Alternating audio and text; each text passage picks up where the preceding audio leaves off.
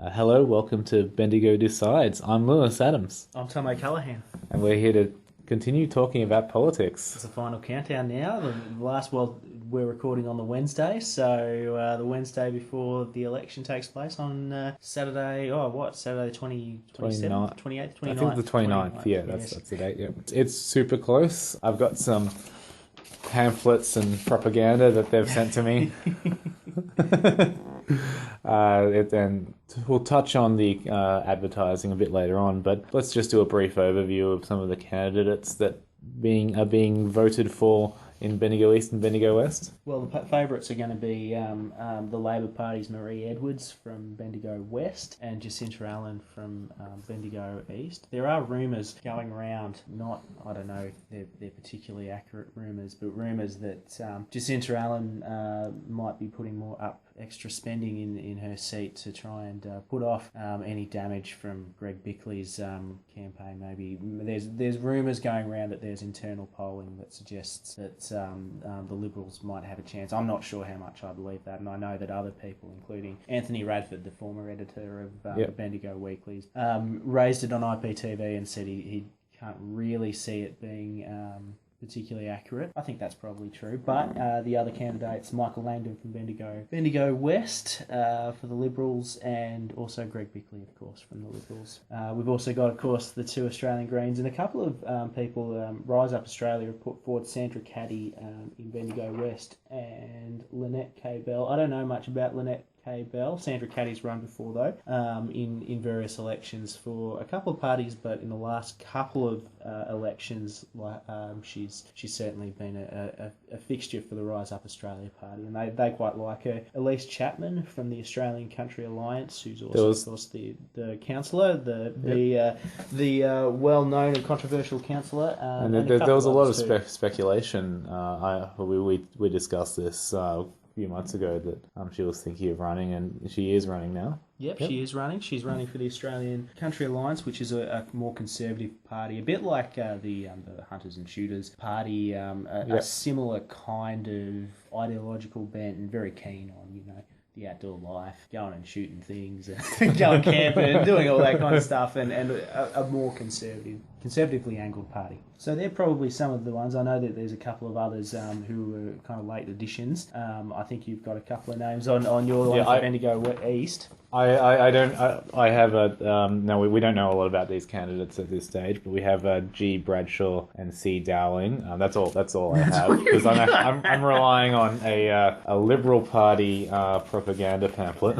Well, look, this election's really been about the Labor and the Liberal parties. They usually are, and also to some extent the Greens. And the Greens have been able to contribute to debates, particularly on TAFE and of course environmental issues, as they usually do. The other candidates haven't really had a heap of time to get their foot in the door. No, well, for the longest time it didn't look like there was going to be.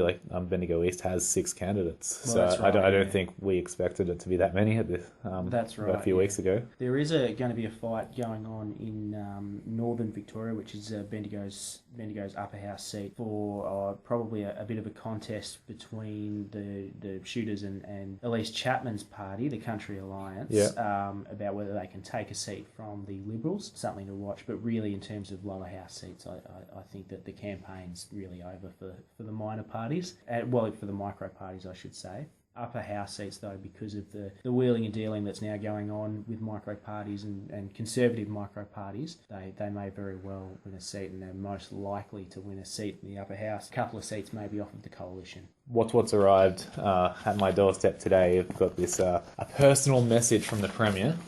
I'm just going to ruffle the paper so the listeners can hear it. So, Lewis, how's the kid? I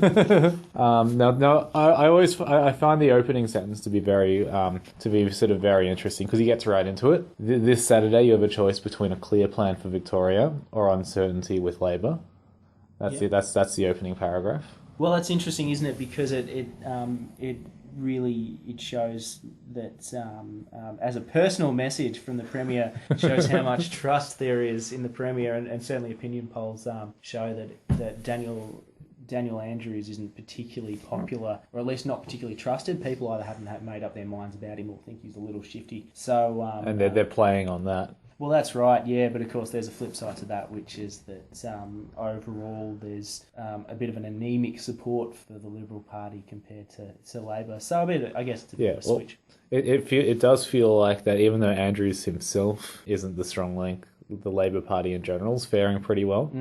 I mean, a lot of the Labor-friendly seats, the Labor candidates, they generally have a fair bit of goodwill. Yeah, and you see that in advertising too. I know we're going to talk about some of the flyers that you've got as well in the same package from the Premier. He thought he'd send you a bit of a bit of a pamphlet, but you certainly see the difference with, say, in Bendigo, even with advertising compared between the local candidates on TV. Greg Bickley and Michael Langdon stuff's really about infrastructure spends and big lists of things with as many shots as they can get of the Premier and of other people in there too, whereas you look at, say, Jacinta Allen's ad, which has been on the TV a fair bit, and I've just managed to see it quite a lot. It's really about her family. It's about her as a family person and talking about what she's passionate about and why, which is a slightly different thing. And that comes because, of course, she's a sitting member and everyone knows who she is. And it seems like I've seen a lot. I've seen a lot of pictures of Greg Bickley and Michael Langdon with Dennis Napthine, but the flip side of that is the pictures of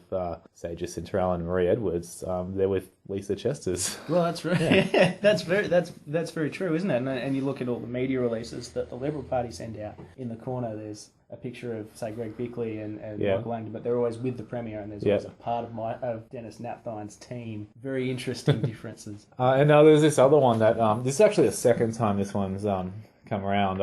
This exact same pamphlet arrived in the mail at least in my neck of the woods a couple of weeks ago, and it's something Allen's choice, I believe, is the phrase that's being thrown around. It's very, very harsh criticism of Jacinta Allen on the abortion issue, but I feel like a lot of the supposed facts in it I feel a bit far from what is actually the case. Well, I guess, talking about the Law Reform Act and allowing abortion up to birth. So the backstory is that Jacinta Allen voted through some abortion reforms in 2008, and as a result, ever since then, she and other members of the Labor Party in various seats have been really targeted by this group. What do they call themselves? A Right to Life? Is that your pamphlet? Does that come from Right to Life? I'm having a look. Yeah, Right to Life Australia. Yep. Yeah, so they've been targeting her fairly regularly ever since, and of course you've got this one. The one thing that I'm interested about is in the Bendigo Weekly's coverage, they actually quoted somebody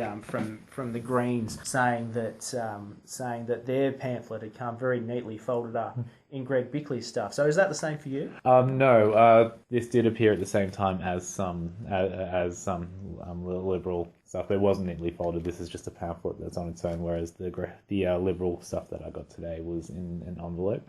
Yeah, okay. So I don't want to make a comment either way of whether or not whether it's connected. Connected, but well, the same article, the journalist involved did ask Michael Langdon and Greg Bickley about these issues, and Greg Bickley said, well, look, I support the Premier, which is that there's no change to abortion laws in the state if we're elected. So I guess that it's a mystery that continues, but maybe it's just a coincidence that someone was handing out forms at the same time as, or handing out pamphlets at the same time as somebody from the Liberal Party. I feel like it is more likely to be a coincidence.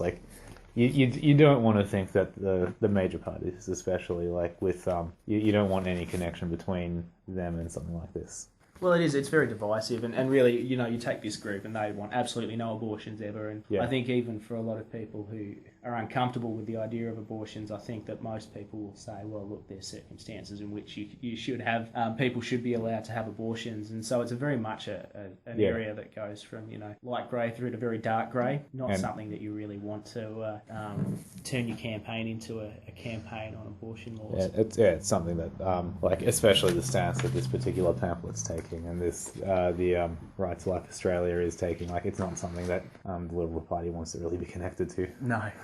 So, you might remember a little while ago, we were talking about jobs jobs figures in Bendigo and in the Bendigo area, and I think at the time it might have been Michael O'Brien, the Treasurer, getting stuck into Jacinta Allen over a use of statistics. I think, this was back in October, the story appeared in the Bendigo Weekly. According to the Australian Bureau of Statistic figures, youth unemployment in Bendigo area was 30.9% for September, and that was a jump from 17%. And I think at the time we dismissed those figures because of it was really from month to month, which wasn't a particularly accurate way of surveying these kind of figures, and also because there was a very, very, very low sampling pool of, I think, something like 50 people, I think. Something like that, yeah. But rather helpfully, Fairfax has brought forward some of its figures based on what Treasurer O'Brien's department recommends to look at the 3 months up until now, and they found, it's not great for Bendigo. So let's just take a look overall. Figures overall for the state, I think it's 21%, it says in this article, for youth unemployment, but for unemployment generally, in Bendigo, it's 8% over the last 3 months or so. This is dated November 16th, this report, but 8% unemployment rate in Bendigo. To put that in perspective, Geelong, which has traditionally been a manufacturing hub, and where they're losing a whole bunch of jobs because manufacturing's just dropped out completely now, they're at about 8.2%. So it's pretty serious. I think overall it's 6.4% for the entire state. So Bendigo's up there as being one of the major regional centres to have the highest rate of unemployment in the state. And they're very surprising figures when you think about it. Well, they are. They're very high, and particularly because really unemployment hasn't been the major issue that voters have talked about in this election. They've really been talking about things like education and health, but employment is clearly a very big issue. Perhaps we're seeing a lot of long-term unemployed, but I think too what we're really seeing is in places like Bendigo where there's such rapid population growth, jobs growth just isn't keeping up. That's certainly the case for Bendigo and Shepparton, which has a 7.4% unemployment rate right now. Not good for the government, because even though they're saying things like, in regional employment, we're seeing regional employment increase by 1,000 people over the year to October, really though that increase isn't near the population growth rate. What else have we been seeing? Well, in the last 2 days, Labor's very, very quietly released its environmental policy. Quietly? Very quietly. It really didn't want to do anything particularly whiz-bang extravaganza. I think it was, brought out on a late one night at about closing time for all the media, certainly trying to draw as little attention to it as possible, probably because for Labor, environmental policies are always very controversial. They're kind of stuck between a rock and a hard place. They've got to try and keep people who might be tempted to vote Green on one side, keep them happy, and keep people who might be tempted to vote for the coalition on the other happy. Labor's just got that unfortunate ability to get wedged on this issue because there's so many blue-collar workers who just want jobs, and there's so many, white-collar workers and inner-city latte-sipping types who just want to, they just want to see the environment, fixed rather than stay anemically broken. So after very quietly releasing this policy, the media's had a look through. There's a couple of things in there that are worth talking about. The ALP would like to scrap cattle grazing in the Alpine National Park. Currently, there's a 3-year trial that the coalition is running to get cows in there to try and get down all the bushfire fuel, try and get mitigate any potential for catastrophically large fires. They've also kind of half talked about, and I mean that, in a very kind of vague way, because that's how they're been talking about it, for a national park for up in the Central Highlands to try and protect the leadbeater's possum. The ALP in government would set up an industry task force of scientists, some experts on extinction, as well as landowners, and also logging industry and union groups to have a look at the viability of a national park. There's rumours going around in Melbourne that the head of the CFMEU, the union there, the Construction, Forestry and Mining Union, managed to scuttle the plan last week. He put enough pressure onto Daniel Andrews to try and stop any potential for there to be a national park promised there. So really it's just a bit of procrastination and a bit of a talk fest that they'd like to set up to talk about a national park, as well as a $20 million for renewable energy is probably the biggest thing that I can see in there is that the Labor Party is talking about trying to reintroduce a carbon emissions reduction target. It's something that they used to have. I think it was the Brumby government introduced renewable energy target of a reduction of 20% of carbon emissions in the state by 2020. So that's down from 2000 levels, which was quite an ambitious plan at the time, and one that had bipartisan support from the Liberal Party, but the Liberal Party quietly went about in government saying that their rock-solid target, it soon became an aspirational target, and then it quietly disappeared into the never-never. And I think that even now, I'm not sure whether the Liberal Party have actually even committed to the 5% plan that the federal party's going for. Yeah, it is just kind of generally awkward for the Labor Party being stuck in the middle on that issue, on the environment issue, that they can't go too far in either direction, really. Well, they can't, and particularly because the stakes are always really high now. If you take seats like Melbourne or Brunswick or Richmond in the inner city of Melbourne, there's a very good chance that the Greens will take primary votes away from Labor in those seats, and it's possible, probably unlikely, that they'll they'll win the seats because the Liberal Party isn't preferencing the Greens ahead of Labor, so that leads to a bit of it. Tactically, it's very hard for the Greens to win seats, but it's very, very possible that Labor could lose these inner city seats, and of course it's got to keep a lot of working class seats happy. That also includes some seats out in the middle of the bush, regional seats, and that's quite hard to do. We're about half a week away from the election. What are the key seats to watch? Like who is going to decide this election? Well, I guess that you take seats like Mordialloc in Melbourne, in the kind of outer suburbs areas. These seats that transport's the big issue. Population growth has led to a lot of transport issues and a lot of infrastructure issues in general, but particularly roads and rail. But in terms of regional seats, Ballarat's seats at the moment at Buninyong and Wendouree are going to be really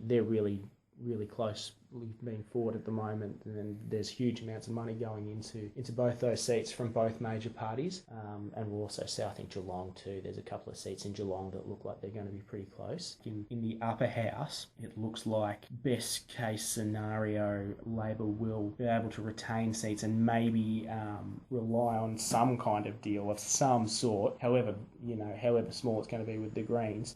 They're certainly not. They don't want to have a minority government. They're pretty keen not to have one, and they're trying to distance themselves from the various deals that federal Labor's made with the federal Greens in the past. But really, it's likely that they could form a minority government. But I think for the coalition, it looks increasingly like if they manage to win government, then really the numbers look to be saying that they'll have to make some kind of deal with some of the micro parties, the conservative micro parties that will probably be in the Senate because of the deals that are being made. I'm sorry, not the Senate, the Legislative Council. So either way, it does look like it's going to be a very, very close one on the state level. Yeah, it's going to be a very close election. I don't think that anybody's really been able to capture the public's imagination. This hasn't been an election in which, like a Kevin 07 kind of election, and definitely not like a presidential election. Some people, particularly in the Labor Party, have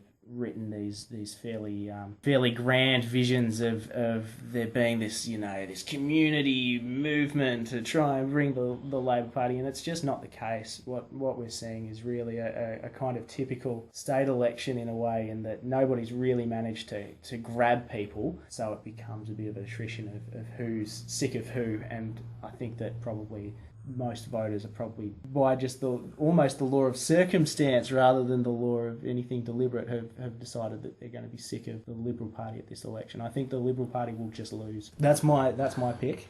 We will be catching up afterwards, so you'll be able to either to eat my words. You'll either eat your words or gloat about how right you were, which I enjoy doing. But look, I agree with you. It does look like it's going to be a pretty close one, but I think Labor is going to come out on top. But how much of a hair there is in the numbers, like how much of a gap remains to be seen, if there is much of a gap at all. Yeah, definitely. And I think it will definitely be a case of whether people trust Daniel Andrews or are sick of the Liberal Party. I think those are the two points that we'll be looking at after the election. It's not really good when it really boils down to, are you sick of these guys or do you mistrust those guys? Or It's not, is it? it's not a case of, do you think this guy's going to do a good job? I don't think there's, as far as the leaders go, I don't think there's much of that going on. I think you're right. This has been another edition of Bendigo Decides. I'm Lewis Adams. I'm Tom O'Callaghan. You can find us on Twitter at The New Local or at Tom Bendigo if you just want to talk to Tom. And you can go to www.thenewlocal.net. Yeah, good luck this weekend.